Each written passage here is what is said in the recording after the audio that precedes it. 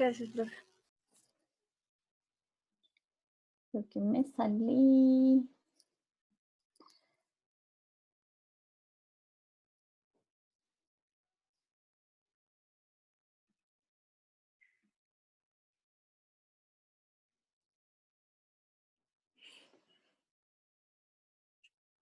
Ya, entonces aquí en este esquemita ustedes tienen de manera sintética un poco como el camino que va recorriendo, ¿no es cierto?, un nutriente desde que es absorbido en la epidermis de la raíz hasta que llega, ¿no es cierto?, al órgano sumidero que puede ser eh, eh, la semilla o puede ser el tubérculo con un paso intermedio, ¿no es cierto?, por la hoja en donde se producen los fotosintatos. Entonces, si ustedes se fijan, en un inicio, la absorción de nutrientes, ¿no es cierto?, implica de por sí ya en este primer paso una inversión de energía. Aquí es donde, ¿se acuerdan? Volvemos al punto en el que yo les había mencionado que los nutrientes ingresan a la planta en contra de un gradiente de concentración. Entonces aquí hay un papel importante que juegan las ATP sintasas de la membrana plasmática de las células de los pelos radicales, ¿no es cierto? Entonces, estas ATP sintasas proveen de energía para que los nutrientes puedan ingresar a la planta, ¿no es cierto? De ahí, lo que ustedes tienen dibujado sería una vía apoplástica o una vía simplástica, si es que no vemos aquí, por ejemplo, ¿Sin plástica? simplástica. ¿Por qué piensas que es simplástica? Porque todo pasa por dentro de las células, no pasa por afuera, por el... Si es que los nutrientes tienen que pasar por dentro de las células, tienen que también atravesar, ¿no es cierto?, las membranas que están entre las distintas células.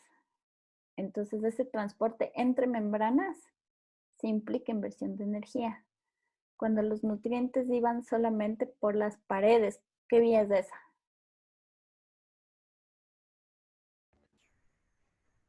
Apoplástica. Esa es apoplástica, ¿no es cierto?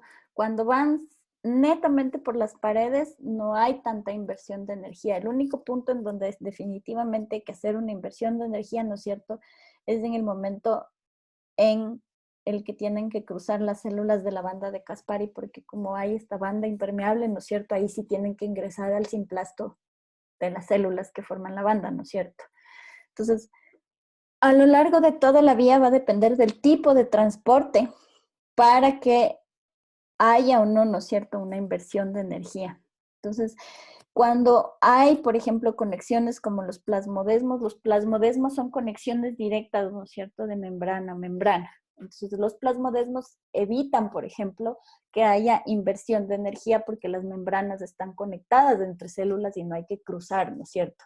Pero si hubiera necesidad de cruzar directamente una membrana sin un plasmodesmo, ahí la célula tiene que utilizar energía, ¿no es cierto?, a través de moléculas portadoras, transportadoras o de canales, ¿no es cierto? Entonces, los nutrientes, dependiendo de las vías que se tomen entre las células, van a involucrar, ¿no es cierto?, mayor o diferente inversión de energía. Al final del día, lo que importa es que todas estas vías están conectadas en los momentos en que hay que cruzar membranas, ¿no es cierto? Hay inversión de energía. Los puntos principales de inversión de energía son entonces en la epidermis, en el momento de ingreso. También hay inversión de energía cuando los nutrientes tienen que pasar junto con el agua desde las células del periciclo, ¿no es cierto?, hacia ya los conductos del xilema. Esa descarga implica inversión de energía. Por el xilema, ¿no es cierto?, los nutrientes van a pasar ya y van a dirigirse hacia las hojas en donde se transformarán en fotosintatos. La descarga de nutrientes desde el xilema hacia los tejidos vasculares que están asociados a las hojas también implica una inversión grande de energía. En las células, ¿no es cierto?, el transporte, por ejemplo, hacia adentro de la mitocondria o hacia adentro de los cloroplastos también implica inversión de energía, ¿no es cierto? Y una vez que los fotosintatos han sido producidos, ¿no es cierto? Estos fotosintatos tienen que ser descargados hacia las células acompañantes del floema. Ahí es donde ocurre la inversión de energía para ya la distribución de fotosintatos. Entonces, el paso de las células de mesófilo hacia las células acompañantes del floema implica inversión de energía. De las células acompañantes del floema hacia los tubos cribosos o las células ya transportadoras, ¿no es cierto?, del floema, ahí no hay inversión de energía, es un paso que es más bien directo, que se da justamente por la diferencia de potenciales hídricos. Entonces aquí sí hay un gradiente, ¿no es cierto? Ahí hay una descarga. Y por el floema, ¿no es cierto?, las células van, los solutos van a ser distribuidos, ¿no es cierto? La savia va a viajar, va a ser más concentrada, menos concentrada, todo va a depender, ¿no es cierto?, de estos distintos factores de los que estábamos hablando, y eventualmente van a tener que ser descargadas, ¿no es cierto?, nuevamente a las células acompañantes, y a partir de ahí pasarán, ¿no es cierto?, a las células de los órganos sumidero. La descarga de fotosintatos hacia las células sumidero implica nuevamente una inversión grande de energía para el paso de nutrientes. Entonces, tienen estos puntos principales en donde hay, ¿no es cierto?, estas como cargas o, ¿cómo se podría decir? Estas inversiones grandes de energía, ¿no es cierto?, en la célula para justamente el paso de los nutrientes, ya sea directamente disueltos en agua o ya incorporados, ¿no es cierto?, en los distintos fotosintatos. Entonces, dentro de todo este conjunto, ¿no es cierto?, de vías de transporte, estamos viendo que estas ATP sintasas cumplen, ¿no es cierto?, una gran cantidad de roles más allá de la hidrólisis del ATP. Entonces, en el caso eventual en el que en una planta las ATP sintasas lleguen a fallar, pierdan sus funciones, esto para la planta sí es un evento que es letal, porque como ustedes están viendo, ¿no es cierto?, en el caso de los nutrientes, ¿no es cierto?, son como el elemento clave que permite la asimilación de nutrientes, que es un proceso, ¿no es cierto?, que requiere de niveles de energía súper altos. También ya a nivel celular, ¿no es cierto?, por ejemplo, en las células de la epidermis, ¿no es cierto?, en las plantas, proveen de energía para que justamente las células guardianas puedan funcionar. ¿Se acuerdan que las células guardianas podían volverse más turgentes, menos turgentes gracias a la acumulación, por ejemplo, de iones de potasio al interior? Y eso es lo que controlaba que los estomas se abran o se cierren. Esto estaba asociado a una provisión de energía importante. También, ¿no es cierto?, son importantes dentro del tema de crecimiento celular, de mantención de la turgencia de las células, de movimiento incluso, ¿no es cierto?, de algunas células. Entonces, en el momento en que las ATP sintasas empiezan a fallar, es grave para la planta por todos los procesos en los que están involucradas, ¿no es cierto?, en la descarga de nutrientes hacia el floema, en la descarga de nutrientes desde las células del floema hacia los sumideros, en, por ejemplo, el desarrollo de la semilla, porque es un proceso que necesita de mucha energía para la planta, también en el proceso, ¿no es cierto?, de transporte de solutos desde las células de la raíz hacia los tejidos vasculares. Entonces, en todos estos procesos, las ATP sintasas son, como quien dice, las moléculas clave que controlan el paso de todos los solutos y permiten entonces que la planta mantenga su metabolismo, mantenga sus distintas funciones fisiológicas. ¿Ya? También, por ejemplo, las ATP sintasas son súper importantes en plantas que crecen en condiciones extremas. Por ejemplo, en plantas que crecen en lugares donde hay una gran cantidad de sal, en ambientes salinos. Las ATP sintasas que están presentes en la membrana de las vacuolas, ¿no es cierto?, ayudan a el desarrollo justamente de la tolerancia hacia la salinidad que tienen estas plantas. Entonces, por ejemplo, Aquí les he puesto yo una fotito de una misma planta, de una misma especie, ¿no es cierto? Pero son dos fenotipos distintos. Esta que está más grande es una plantita que pertenece a un fenotipo que tiene desarrollada una cierta tolerancia a la salinidad. Esta tolerancia a la salinidad se manifiesta por una mayor concentración de ATP sintasas en la membrana de la vacuola, y entonces estas ATP sintasas lo que hacen es permitirles a estas células en incorporar el exceso, ¿no es cierto?, de iones hacia el interior de la vacuola para que el citoplasma de las células tenga concentraciones normales y entonces las otras vías metabólicas se puedan llevar a cabo de manera adecuada. Entonces las ATP sintasas en este caso funcionan, ¿no es cierto?, para ayudar a controlar el nivel de salinidad del citoplasto y del citoplasma, y que esto no se vuelva tóxico para la planta. Cuando no hay, ¿no es cierto?, una suficiente concentración de ATP sintasas, las plantas tienen, por ejemplo, un fenotipo distinto, hay deficiencia en el crecimiento, hay una, incluso a nivel reproductivo, los estambres que se producen son estambres estériles. Es como que la salinidad causa infertilidad en las plantas masculinas de este fenotipo. Y también, si ustedes se fijan en la raíz de ambos fenotipos, es súper diferente, porque en el caso de las plantas en donde no hay una concentración grande de ATP sintasa en la membrana de la vacuola, las células de la raíz pierden la capacidad de almacenar los nutrientes y entonces desarrollan estas raíces que son, como quien dice, un poco raquíticas.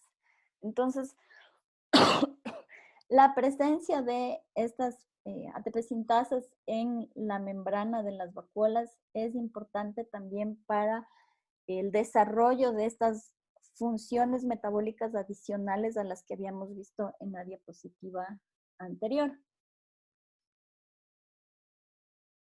Ya. Entonces, solo para dejarles como introducidos al tema ya propiamente dicho de los distintos nutrientes que vamos a revisar son importantes para las plantas, vamos a ver un par de diapositivas más. ¿Ya? Entonces, si ustedes se acuerdan, habíamos visto en las clases pasadas, como al inicio de esta clase, ¿no es cierto?, que hay algunos compuestos que son esenciales, ¿no es cierto?, en los tejidos vegetales. El carbono, el hidrógeno y el oxígeno son compuestos de tipo estructural, ¿no es cierto? Habíamos visto que justamente conforman la mayor parte de la biomasa del peso seco en las plantas, es casi el 93%, ¿no es cierto? Mientras que los otros compuestos aportan, ¿no es cierto?, una proporción muy pequeña del peso, pero son elementos que son esenciales también para el mantenimiento de las estructuras vegetales y de las funciones metabólicas. Entonces, habíamos visto, ¿no es cierto?, que hay, ¿no es cierto?, potasio, nitrógeno, fósforo, calcio, magnesio, azufre, silicio, cloro y otros compuestos en unas concentraciones mucho menores, pero son importantes para que justamente la planta pueda, ¿no es cierto?, sintetizar fosfolípidos, que son integrantes importantes de las membranas, ácidos nucleicos, ¿no es cierto?, que conforman el material genético. Por ejemplo, el cobre y el hierro son parte de las proteínas que conforman la cadena transportadora de electrones, tanto en los cloroplastos, ¿no es cierto?, en la clorofila, de hecho, tiene una concentración de hierro importante, ¿no es cierto? También, por ejemplo, el calcio y el magnesio, en el caso de las plantas, son compuestos importantísimos para la laminilla intermedia. ¿Se acuerdan lo que era la laminilla intermedia?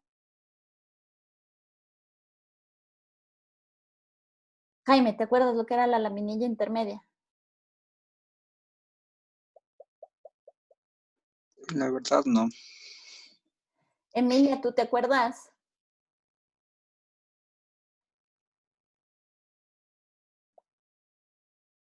La laminilla intermedia es esta porción de la pared celular, ¿no es cierto?, que está entre dos células adyacentes.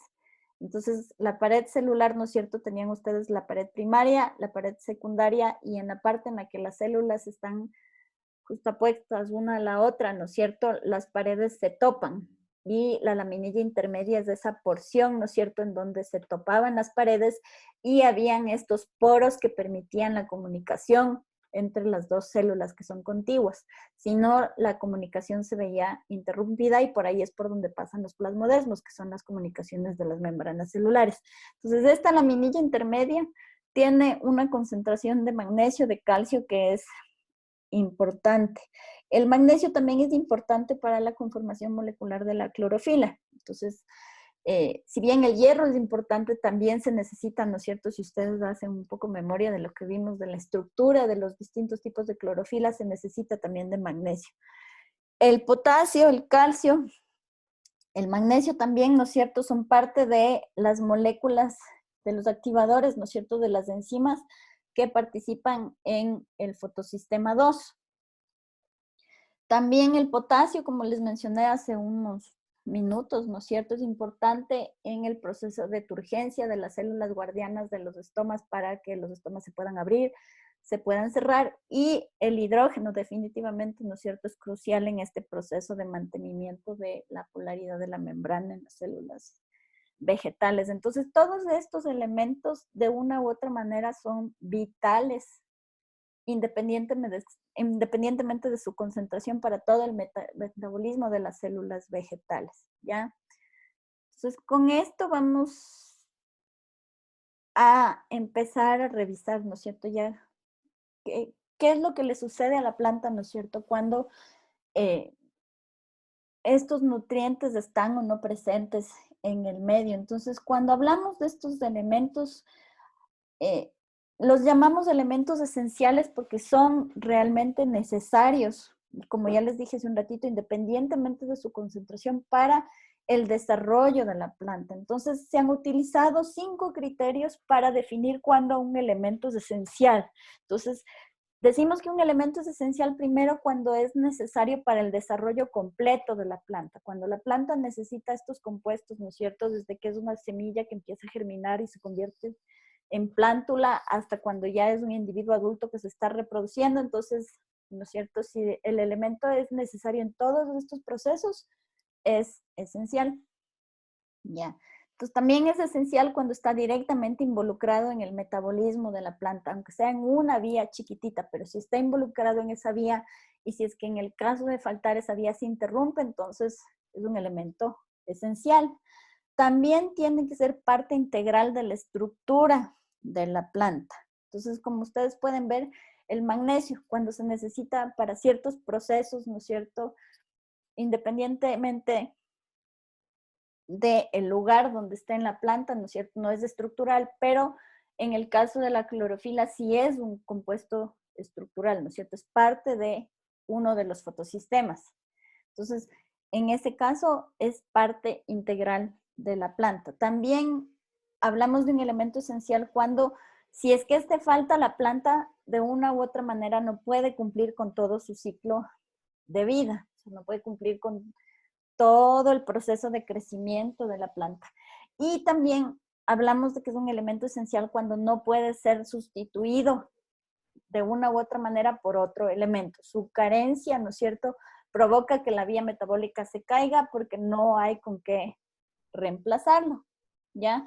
Entonces, si hacemos un análisis químico de los componentes de los tejidos vegetales, vamos a encontrar eventualmente más compuestos que los que yo les he mencionado, que estos 17, pero algunos, por ejemplo, son necesarios para plantas que existen solamente en ciertos ambientes porque les ayudan a controlar los factores de sus ambientes en particular. Entonces, en ese caso, ¿no es cierto?, no hablamos de un elemento esencial porque no es común a la estructura de todas las plantas, ¿ya? Lo importante es que cuando uno de estos elementos esenciales falta, como ustedes pueden ver aquí, ¿no es cierto?, aquí está una plantita de maíz sana, pero si alguno de estos elementos falta, como por ejemplo en este caso hay una deficiencia en nitrógeno, una deficiencia en fósforo, deficiencia en potasio, ¿no es cierto?, la planta empieza a mostrar signos de daño. Esos signos de daño se evidencian, como ustedes van a ver cuando Bolívar les empieza a enseñar los videos de la práctica de nutrientes vegetales, se pueden manifestar de distintas maneras. Entonces, por ejemplo, una diferencia en potasio siempre se manifiesta como daños en las puntas de las plantas. Entonces, en las puntas de las plantas hay, ¿no es cierto?, como esta como necrosis, como que el tejido vegetal se seca y se muere, pero solamente en la punta. Cuando hay deficiencia en nitrógeno, la necrosis se muestra, ¿no es cierto?, como una manchita, pero no en la punta, sino alrededor de las venas. Cuando la deficiencia en fósforo, ustedes no ven necrosis, sino que lo que ven es lo que se conoce como clorosis, que es el cambio en el color de los tejidos. Y, o sea, visualmente, ¿no es cierto?, sí hay diferencias. O sea, aquí tienes una mancha que está en los bordes, es de color rojo, aquí la mancha es cafecita y está a lo largo de las venas. Entonces, todas estas deficiencias tienen cada una de ellas su propia sintomatología, si se puede decir, ¿ya? Entonces, se manifiestan de distintas maneras y en realidad eso es algo que nosotros hemos aprendido a sacar provecho porque justamente, ¿no es cierto?, estos síntomas nos sirven a nosotros para, por ejemplo, detectar cuando hay deficiencia de nutrientes en nuestros cultivos y entonces se puede decidir, entonces, proporcionar, ¿no es cierto?, fertilizantes para que los cultivos tengan un rendimiento mejor y recuperen, ¿no es cierto?, la actividad normal que deberían tener cuando hay una provisión de nutrientes adecuada. Entonces, Cris, ¡ay, qué susto! ¿hay fertilizantes específicos? Así como, por ejemplo, de fósforo, de nitrógeno y así. Claro, entonces un poco la práctica que les vaya enseñando el Bolívar está orientada a eso. Esa práctica en lo que va a consistir es en que nosotros hemos preparado 5 soluciones anónimas, por ponerle un nombre, ¿ya? Y entonces estas soluciones anónimas tienen los nutrientes en distintas concentraciones. Entonces hay una que, por ejemplo, tiene sodio, potasio, magnesio, pero le falta calcio. La otra le falta potasio, a la otra le va a faltar nitrógeno y entonces les vamos a ir regando a las plantitas con estas distintas soluciones para que ustedes justamente vean, ¿no es cierto?, cuáles son los efectos que se van generando con estas soluciones y como que adivinen, ¿no es cierto?, cuál era la solución por los síntomas que ustedes van a observar. Entonces, en los fertilizantes, por lo general cuando te venden fertilizantes, te venden como unas mezclas estándar donde hay de todo un poco, ¿ya? Entonces ya depende de ti si sabes que tu planta necesita más potasio, más magnesio, más nitrógeno. Tú puedes como ir complementando ya con nutrientes específicos y hacerle a tu solución de nutrientes un poco más ajustada a las necesidades de tu planta, porque también habíamos hablado de que no todas las especies vegetales necesitan los mismos nutrientes en la misma cantidad, ¿no es cierto? Pues, por ejemplo, en algunos casos las leguminosas, como tienen estas asociaciones con las bacterias fijadoras de nitrógeno, tal vez no necesiten un fertilizante donde tú agregues nitrógeno porque ya tienen esta simbiosis. ¿Ya? Entonces, va a depender de tu especie y va a depender también de tu sustrato, de cómo está el sustrato, si es adecuado, para que tú decidas qué nutrientes agregas y en qué concentración. Entonces, solo para terminar el día de hoy con una cosita, a lo largo del tiempo, tradicionalmente, se ha dividido a los nutrientes en macronutrientes y en micronutrientes de acuerdo a la cantidad, ¿no es cierto?, o a la concentración en la que están presentes dentro de las plantas. Cuando hablamos de macronutrientes, hablamos de nutrientes que están presentes en más de 1 gramo por kilo de materia seca. Y cuando hablamos de micronutrientes, son elementos que están presentes en cantidades inferiores a 100 miligramos por kilo de materia seca. Aunque, ¿no es cierto?, dentro de estos rangos esa cantidad puede ir variando. O sea, por ejemplo, nosotros no tenemos la misma cantidad de potasio que de nitrógeno o que ocasionalmente, ¿no es cierto?, de fósforo. Va a depender, pero son unos rangos que se habían manejado. Lo que vamos a ver la próxima clase es que esta clasificación es relativa y en realidad es más adecuado hablar de los nutrientes dividiéndoles, ¿no es cierto?, en un poco las funciones que cumplen dentro de las plantas. Entonces, como yo les había dicho antes, ¿no es cierto?, aquí ustedes tienen algunas de las funciones que cumplen los nutrientes, entonces más bien las plantas están divididas en grupos de acuerdo a la importancia, ¿no es cierto?, de estos nutrientes para la planta, ¿ya? Entonces les voy a dejar hasta aquí el día de hoy para que no lleguen tarde a evolución y el día de mañana continuamos y terminamos el tema de nutrientes, ¿ya? Uy, ya se desconectó. Ya. Gracias, Pris. Bueno, chicos, nos vemos Gracias, mañana. Pris. Pris. Chao. Mañana. Gracias, Pris. Adiós.